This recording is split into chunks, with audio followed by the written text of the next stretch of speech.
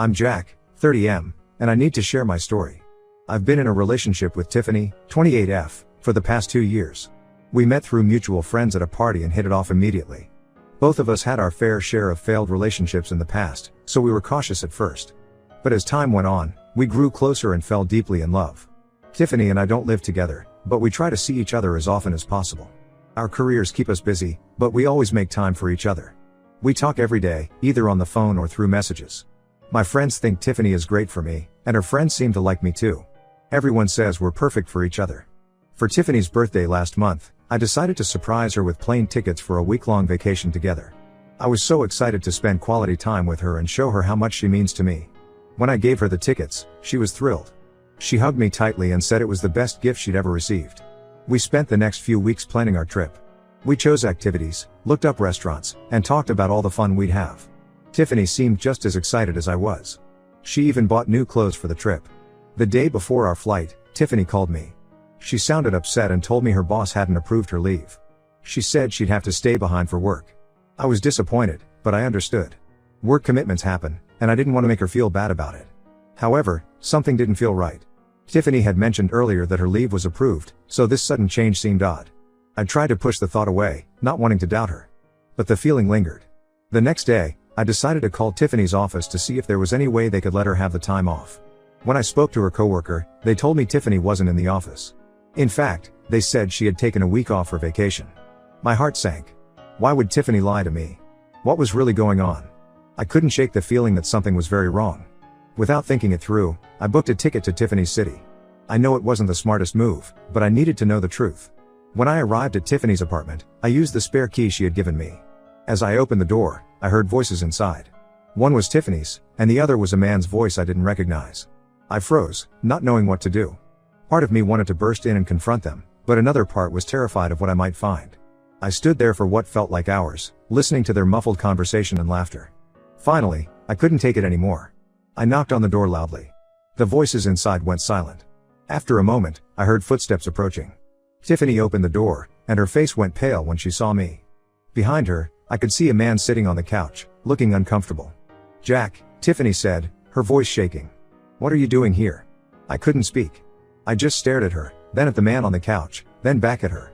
Tiffany started to stammer out explanations, but I couldn't hear her over the sound of my heart pounding in my ears. Finally, I found my voice. "Who is he?" I asked, pointing at the man.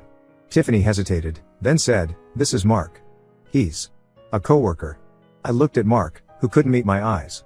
"Is this why you couldn't come on our trip?" I asked Tiffany. She didn't answer, which was all the confirmation I needed. I turned and walked out of the apartment, ignoring Tiffany's calls for me to come back and let her explain. I wandered the streets for hours, trying to process what had happened.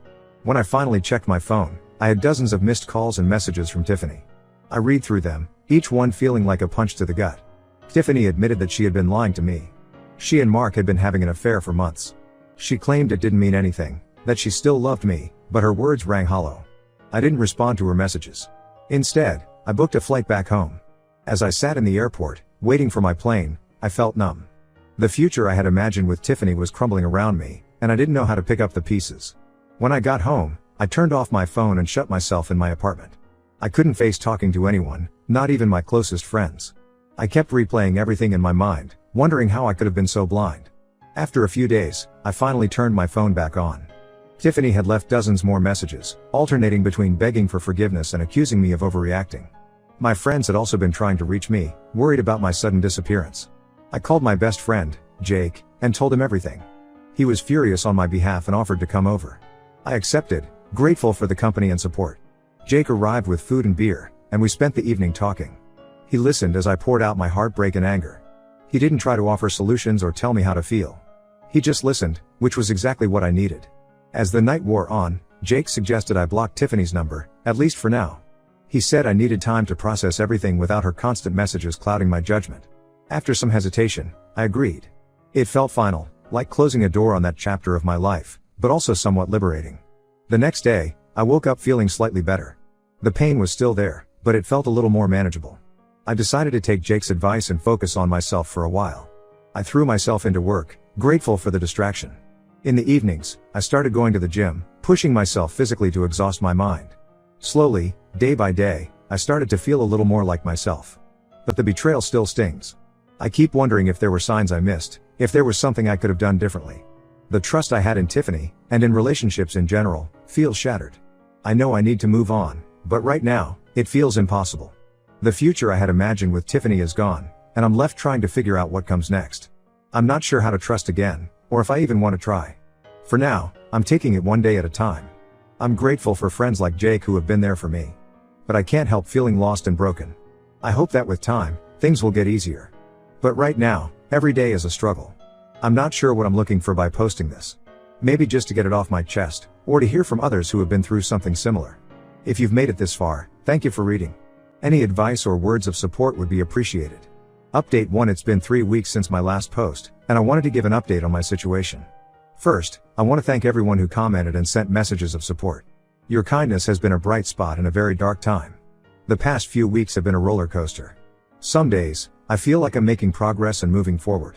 Other days, the pain hits me all over again, and I'm right back where I started. I'm trying to be patient with myself, but it's hard. A week after my last post, something unexpected happened. I received a message from Mark, Tiffany's coworker. He asked if we could meet to talk. At first, I was angry. Why would I want to talk to the man who helped destroy my relationship? But curiosity got the better of me, and I agreed to meet him at a local coffee shop. When I arrived, Mark looked nervous. He started by apologizing profusely for his part in the affair. Then he dropped a bombshell. Tiffany had told him she was single when they started seeing each other. He had no idea I existed until he saw me at Tiffany's apartment that day. I was stunned.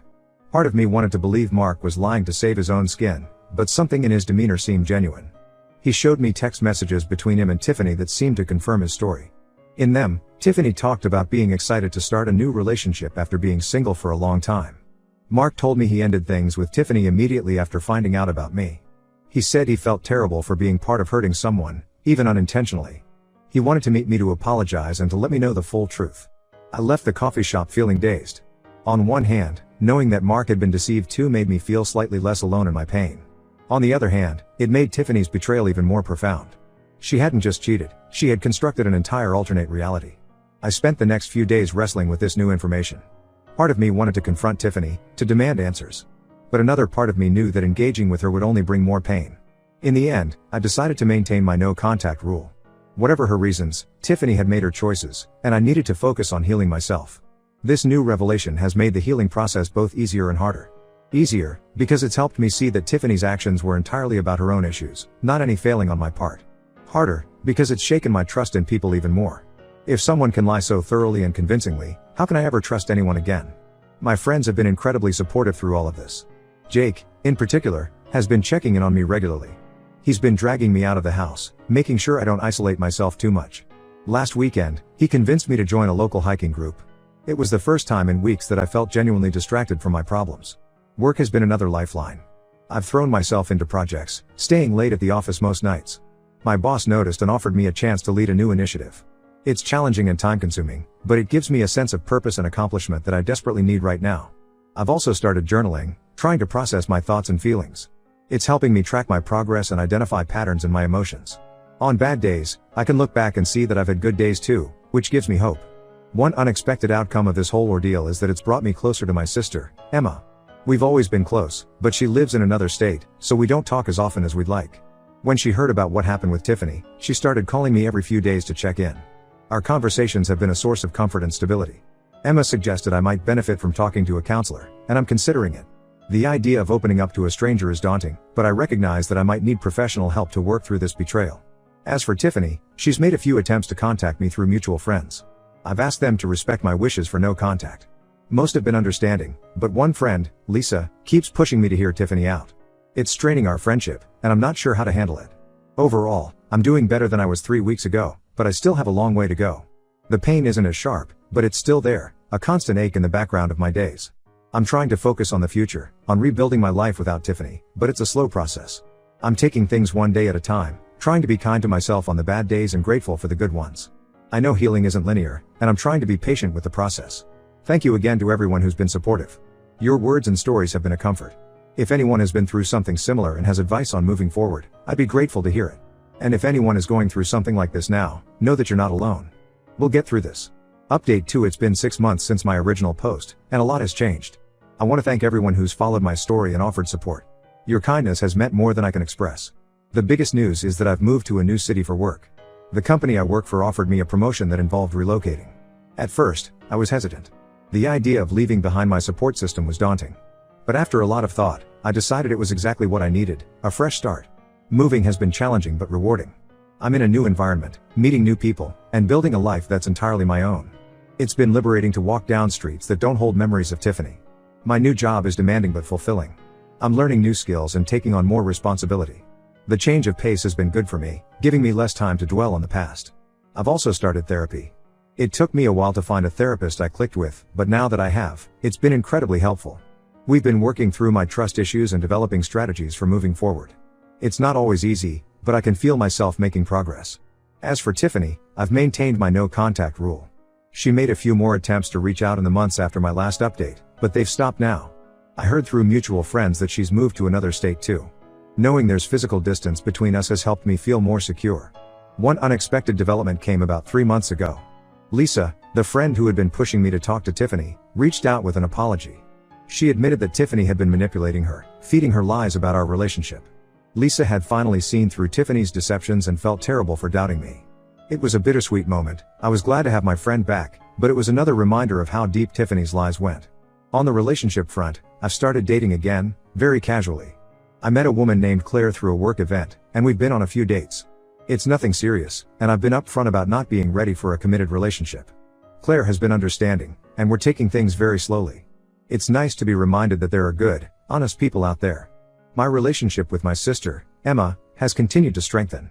She came to visit me in my new city last month, and it was great to show her around my new life. She's been my rock through all of this, and I'm incredibly grateful for her. I've also picked up a new hobby, rock climbing. There's an indoor climbing gym near my new apartment, and I've found that I really enjoy the physical and mental challenge. It's become a form of moving meditation for me, a way to clear my mind and focus on the present moment. Looking back, I can see how far I've come.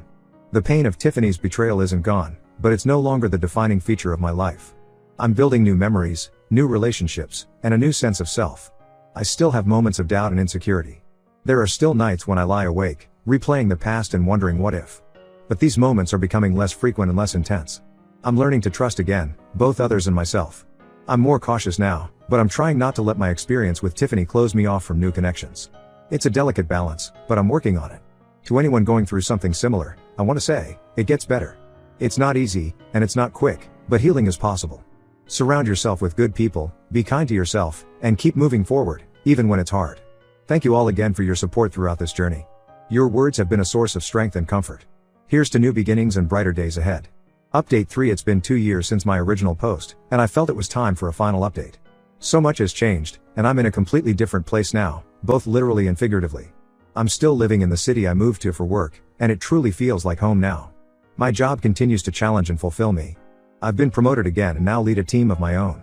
It's stressful at times, but I love the sense of purpose it gives me.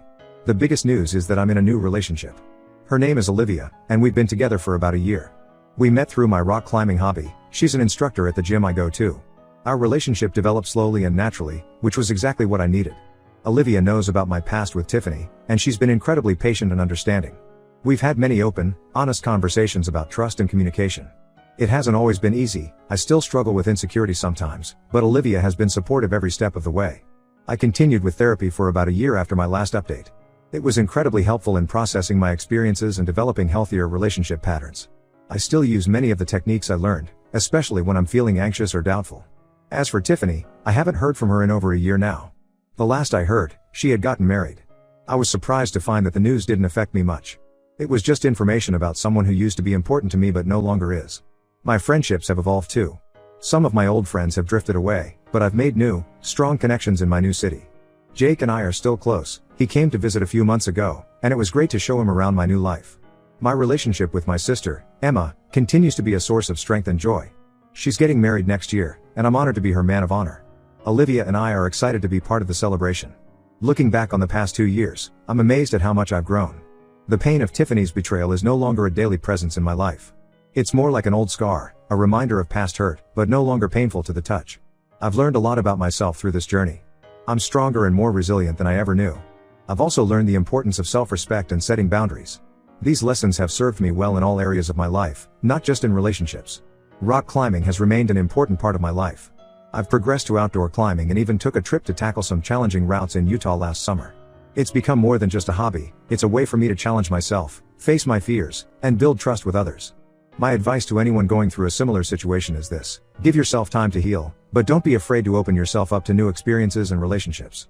The right person will understand your past and be patient with your healing process. I also want to emphasize the importance of focusing on personal growth. Whether it's through a new hobby, career advancement, or personal development, investing in yourself is crucial. It not only helps distract from the pain but also builds confidence and self-worth. This will be my final update. I feel like I've closed this chapter of my life, and I'm ready to fully embrace the new one.